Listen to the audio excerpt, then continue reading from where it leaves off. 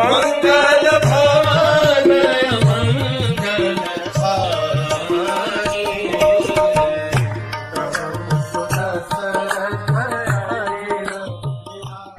हरे कृष्ण। जब विश्वामित्र इस प्रकार से भगवान राम के प्रति अपनी कृतज्ञता के भाव को व्यक्त कर रहे थे, राम का मन कहीं और ही था।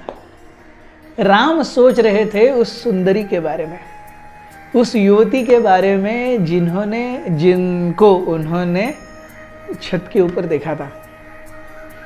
वो युवती ऐसी थी, राम सोच रहे हैं, कि जिसके सामने सारी अप्सराएं भी शर्मा जाए। ऐसा जान पड़ता था मानो सुंदरता ने स्वयं बहुत ज्यादा तप किया हो उस सुंदरी का, उस युवती का आश्रय लेने के लिए। राम को कभी ऐसा पहले फील नहीं हुआ था, ऐसा कभी अनुभव नहीं हुआ था। राम का मन रह रह के उस युवती की तरफ भाग रहा था। राम तो यहां तक सोचने लगे कि अरे, अगर वो युवती पहले से ही शादीशुदा हो तो क्या मैं ये पाप नहीं कर रहा? लेकिन फिर से राम के मन में आया कि अरे, अगर मेरा मन उस युवती के प्रति भाग रहा है तो निश्चित रूप से वो अविवाहित ही होगी। आप सोचेंगे ऐसे कैसे? ये है धर्मपरायण व्यक्ति का स्वभाव, जिसने अपने जीवन में पूरी तरह धर्म का आचरण किया है, जिसे पता है कि उसने अपने जीवन में कभी भी पाप नहीं किया है। वो समझ सकता है कि उसका मन जो कह रहा है वो सत्य है।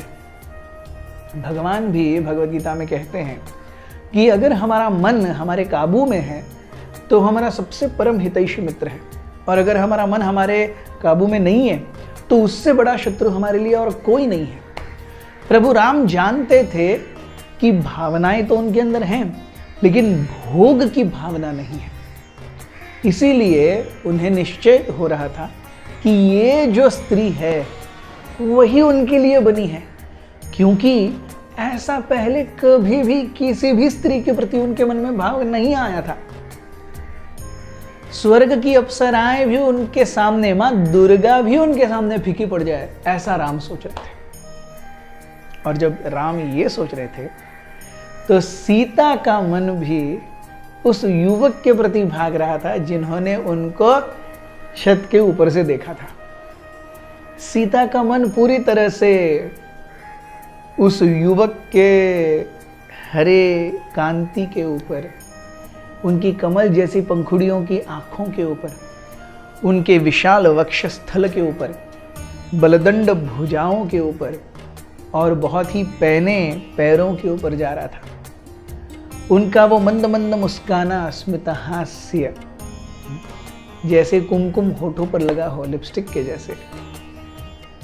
जैसे उस समय के लिए सृष्टि पूरी थम गई हो सीता के लिए। सीता अपने बेड पर, अपने बिस्तर पर, बिछोने पर इधर से उधर करवट ले रही थी। रात्रि उनके लिए असहनीय हो रही थी। वो सोच रही थी कि अरे, मेरा जीवन, अगर वो युवक नहीं मिले तो मेरा जीवन कैसे कटेगा। और वो ये भी सोच रही थी कि अगर वो राजकुमार ना हो तो। फिर एकदम से उनके भी मन में विचार आया कि अरे, अगर ऐसा ख्याल मेरे मन में उस युवक के प्रति आया है, निश्चित रूप से वो भी राजकुमार ही होगा, क्योंकि उनका शरीर, उनका जो वेश है वो निश्चित रूप से किसी आम आदमी का नहीं था। राम और सीता दोनों भी एक दूसरे को पहचानते नहीं थे, but this was love at first sight.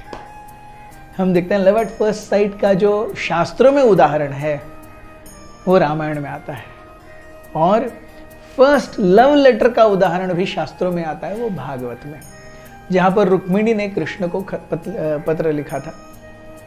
तो हम देखते हैं everything that comes in normal life has its backing in शास्त्रास। कहीं ना कहीं ये चीजें हुई हैं और वहीं से आगे आई हैं। इसी बीच में रात्रि अपना एक एक एक एक प्रहर काट रही थी। राम और लक्ष्मण दोनों के हृदयों को डस रही थी। हरे कृष्ण।